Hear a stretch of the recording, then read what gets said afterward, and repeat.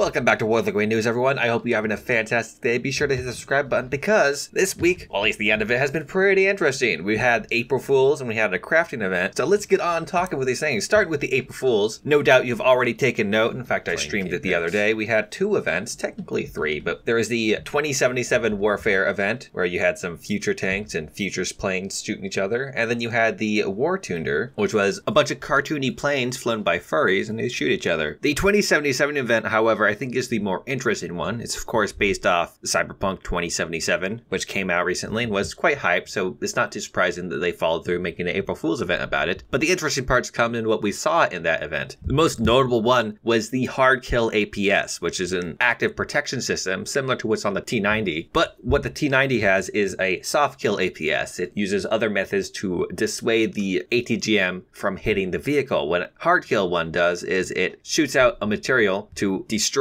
the ATGM, striking it before it can strike the tank. What exactly these are? Typically they're just little grenades that shoot out and explode. Sometimes they have just shotgun shells that fire out of the tank, or what essentially is a shotgun shell. While most common on very modern tanks, such as the M1A2 SEP-3 and the T14 Armada, you can also find them on much older tanks. I believe there was a T55 that had an early version of it. This being a real life mechanic, you could definitely see it being put into game, especially sometime soon, as I believe there actually are some vehicles in game that have something like this. I think it was one of the Swedish tanks had it. It's just not implemented yet. Another interesting mechanic was the locking on ATGMs. If you don't know, and I actually haven't really figured out how to do it, the ATGMs that you can launch out of the tanks can actually lock on to enemy vehicle tank. Then you can leave the missile and fire another one. And if you just spam a bunch at a single tank, you'd outdo that tank's active protection system and be able to destroy the vehicle. Now, I think the Spike ER ATGM on the Puma IFV is capable of locking on to enemy tanks. I'm not entirely sure. I haven't looked into it, but I believe also a little bit ago the Spike ATGM was found in the files, so I do think that it's very possible we'll see this vehicle quite soon. Now for the tanks, there was a few other mechanics such as proximity fuse shells that would actually follow your cursor if you didn't notice, make shooting down planes really easily. Russia did have a few shells that could do this,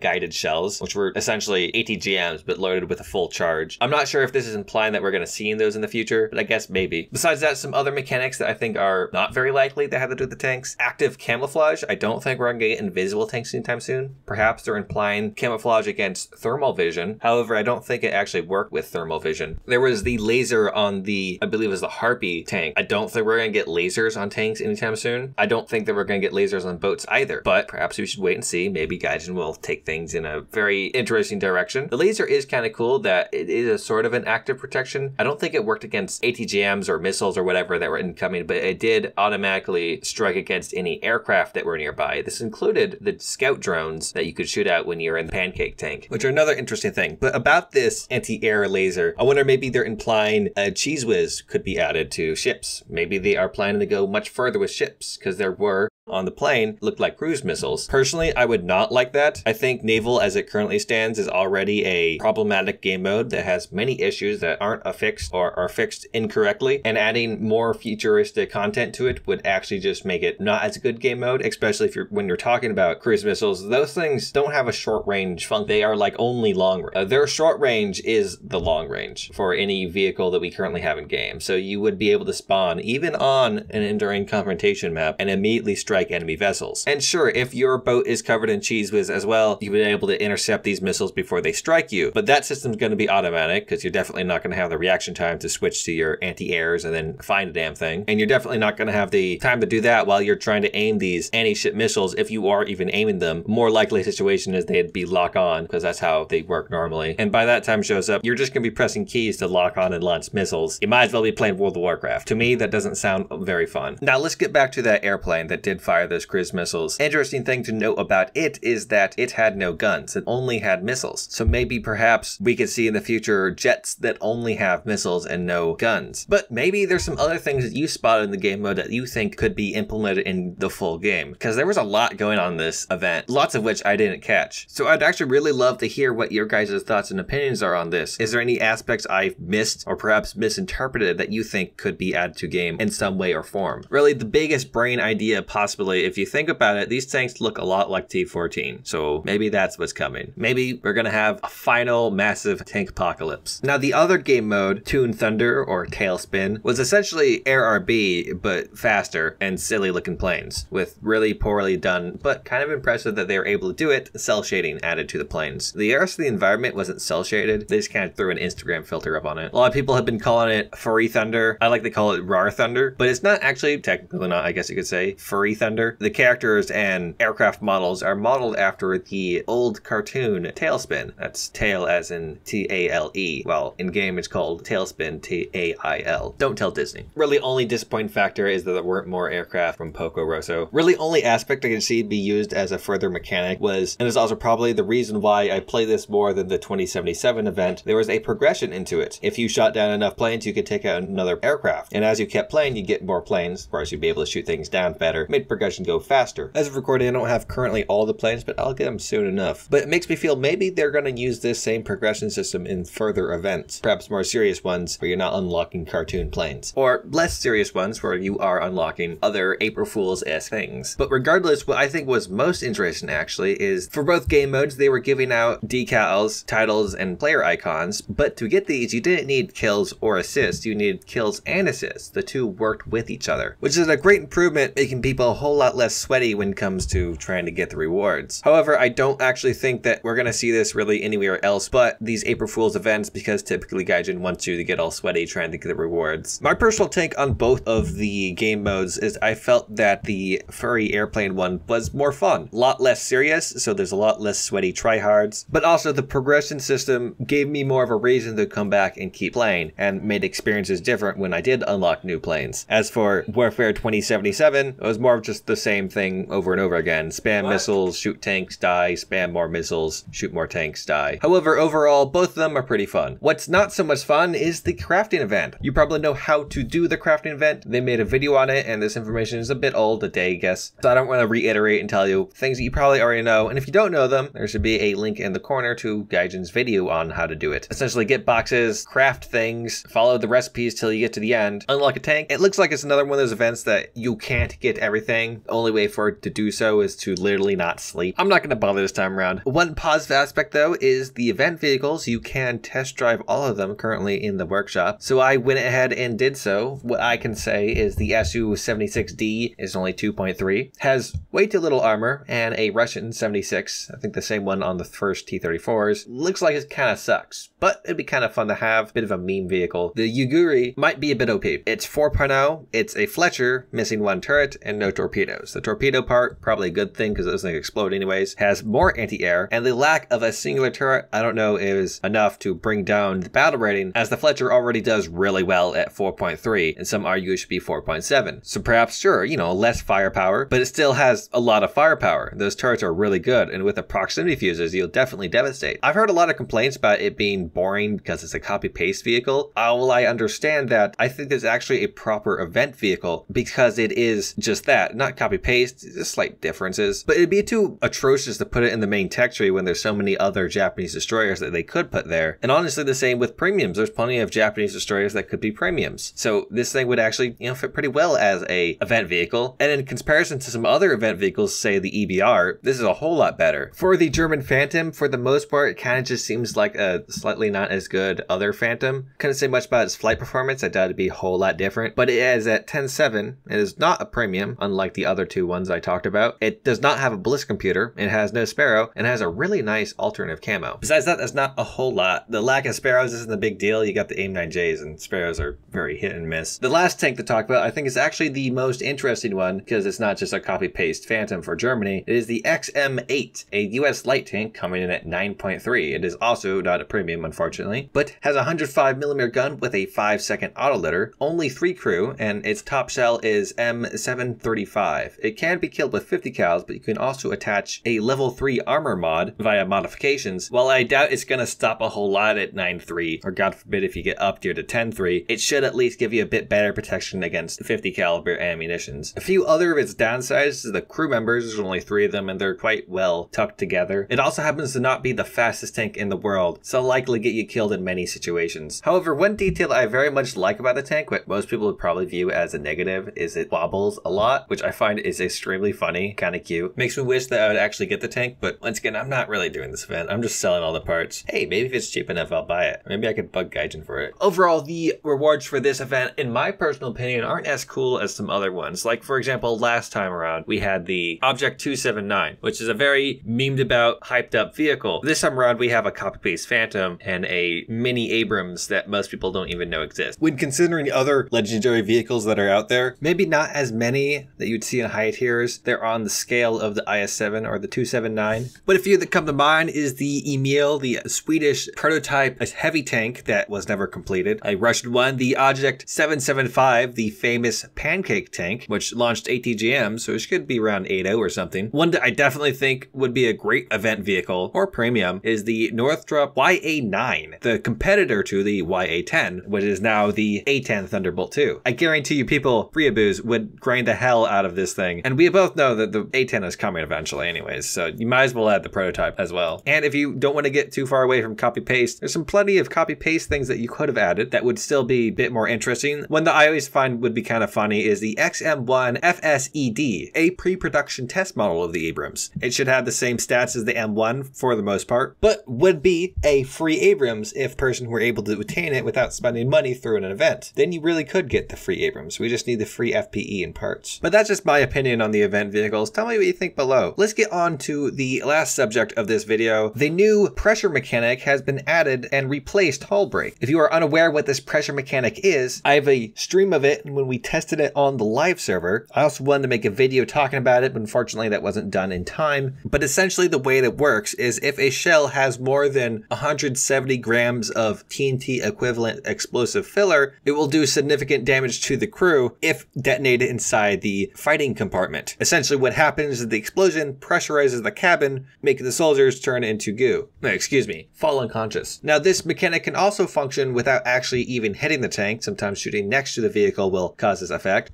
And even in fact, one moment I killed an L333 with a Chiha's heat shell with a ricochet. However, on the most part, you need to be able to penetrate the tank in any way with an HE shell. Shooting the front plate of a Panther with an IS-2 is not going to kill the Panther. However, shooting the turret of the Panther will kill it because the HE can penetrate the very thin top armor of the Panther and often detonate the ammo or do horrible things to the crew members. In my personal testing of playing the Chiha shotgun, I've found that this mechanic works very well, and maybe a little too well. I've been hearing that Hesh one-shots everything that it touches. Maybe Hesh should do that, but maybe it's overperforming in certain areas. I've seen videos of Spags killing T-72s from the front. Generally, I think it's a good addition. However, I feel like that needs to be adjusted. However, unfortunately, I have a good feeling that it's not going to be adjusted, at least not for some time, similar to how they never took time to adjust the volumetric shells, which had a very annoying bug, I would consider it, of combining armor plates that happen to be touching. However, I don't think the bugs are too terrible. I'm sure being killed by a Spag is quite frustrating, but how often is it actually going to happen? I feel like it benefits a lot other tanks more than it's going to detriment. There's a lot of tanks that have been left to the wolves, like the KV-2, for example. Now those tanks could be coming back in style because they are useful once more. And perhaps the stories of IS-2s one-shotting Panthers with HE shells could be reflected in game. No idea if those stories are true or not, but now if you shoot the tank in the right spot, it will be a true story in War Thunder. Now that there is all the news I have for you this week. There was one other story, but it literally happened today. There was a drop event for a Chiha Kai. You had to watch a Japanese tournament stream for 5 hours to get a decal and a tank. There was unfortunately no way for me to make the video in time. I put out a post on my channel. You may have seen it, but I don't think I did it in time enough. But that is all I have for you today. So before I close this video, first, I'd like to thank my patrons, YouTube members, and Twitch subs. Thank you very much, guys. I hope you're all having a fantastic time being